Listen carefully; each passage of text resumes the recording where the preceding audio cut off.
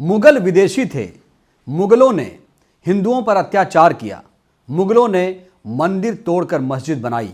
ये तमाम आरोप मुगलों पर लगते हैं। जब मुगल काल की बात होती है तो तुलसीदास का जिक्र भी करना ज़रूरी हो जाता है, तभी आप मुगल काल को सही तरीके से उसका मूल्यांकन कर पाएंगे। जानते हैं तुलसीदास ने रामचरितमानस कब लिखा? तुलसीदास ने रामचरितमानस जब लिखा तो ये साल था 1531। बाबर का ज़माना था। बाबर, हुमायूं, अकबर और जहांगीर के काल तक ये मौज मस्ती करते रहे, अयोध्या से लेकर काशी तक घूमते रहे। और आज के लोग मुगल काल को ऐसे प्रचारित करते हैं जैसे मुगलों ने हिंदुओं पर अत्याचार किया हो, मंदिरें तोड़ी हो, ये तमाम तरह की बातें होती हैं। लेकिन जानिए, तुलसीदास ने रामचरितमानस लिखा, जिसे रामायण कहा जाता है। पहली जो रामायण है उसे संस्कृत में लिखा गया और इस रामायण को अवधी में लिखा गया। इतनी धार्मिक स्वतंत्रता, सोचिए, रामायण लिखा जा रहा था मुगल काल में। और आज के जाहिल लोग बोलते हैं, आज के जाहिल लोग ये कहते हैं कि मुगल विदेशी थे, मुगलों ने अत्याचार किया। आप समझ सकते हैं किस तरीके से मुसलमानों को टारगेट करने के लिए ये सब अफवाह फैलाई जा रही है। मुसलमानों को जब नीचा दिखाने की बारी आती है तो मुगल काल, सल्तनत काल का जिक्र छेड़ दिया जाता है। भारत पाकिस्तान के बंटवारे की बात आती है, दरअसल इनको राग छेड़ना आता है कि कहां पे लौ जलाई जाए जिससे इनको दिक्कत आए। तो इसीलिए जब जब हिंदू मुसलमान देश में होता है तो मुगल काल में लोग झांकने लगते हैं और कहा जाता है कि अकबर विदेशी था। अंग्रेजों पर ये लोग चुप हो जाते हैं, अंग्रेजों पर ये लोग कुछ नहीं बोलते।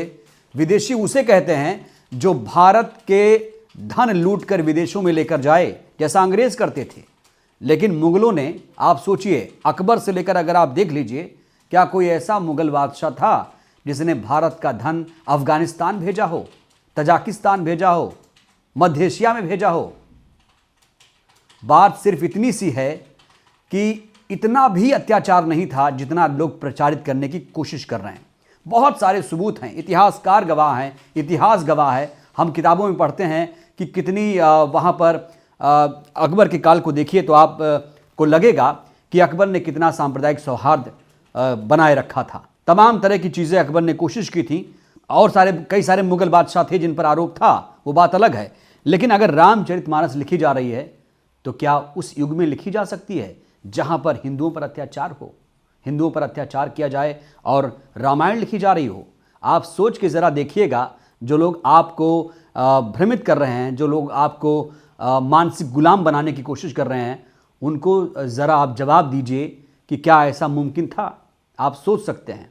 मुगल काल से तुलसीदास को कोई दिक्कत नहीं थी, तुलसी दुबे को इससे कोई दिक्कत नहीं थी, क्योंकि ये शख्स अयोध्या से लेकर काशी तक भ्रमण करता था आज़ादी के साथ, जैसे हम और आप आज करते हैं। तो ये सब है कोशिश करने की, ध्रुवीकरण करने की कोशिश है, कैसे हिंदू मुसलमान अलग हो जाएं और वोटों का कैसे बंटवारा हो जाए, ये सब कोशिश की जा रही है। बस समझदारी आपको दिखानी है कि इतना बुरा भी मुगल काल नहीं था जितना लोग कोशिश कर रहे हैं बताने की। देखिए, तुलसीदास की बात जब आई है तो उनका दोहा भी जो है वो विवादों में है। उन्होंने लिखा था, ढोल गंवार शूद्र पशुनारी, ये सब ताड़ना के अधिकारी। इस दोहे को अलग अलग तरीके से लोग इसका व्याख्या करने की कोशिश करते हैं। कोई इसका अलग अर्थ बताता है, कोई इसका अलग अर्थ बताता है। यानी अगर आप इसमें यह कहेंगे कि तुलसीदास दलित विरोधी थे तो ये लोग नहीं मानेंगे। इसे तोड़ मरोड़ के पेश किया जाएगा आपके सामने और कहा जाएगा कि ऐसा बिल्कुल नहीं है। लेकिन आप ये समझिए कि अगर इस तरह के दोहे वहाँ लिखे जा रहे थे तो तुलसी दुबे ने अकबर का, हुमायूं का, जहांगीर का विरोध क्यों नहीं किया? कुछ तो लिख देते, कम से कम जो नफरती चिंटू हैं इनके लिए कुछ तो लिखते कि अकबर बहुत जुल्मी है, बाबर बहुत जुल्मी है, हुमायूं बहुत जुल्मी है, जहांगीर बहुत जुल्मी है। लिखना चाहिए था। इतिहासकारों को सहूलियत होती, इससे इतिहास बनाने में, गढ़ने में सहूलियत होती। लेकिन ये लोग प्रोपेगेंडा चला रहे हैं।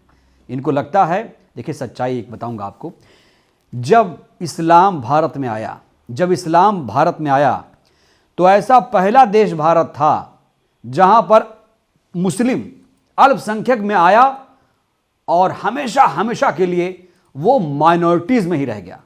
यानी जो मुसलमान जो तुर्की आए भारत में, जिन्होंने इस्लाम को फैलाया या जिस तरीके से कैसे भी फैलाया, हालांकि आरोप तो ये भी है कि तलवार के दम पर इस्लाम फैला, इसमें भी भ्रांतियां हैं, इसमें भी दिक्कत है।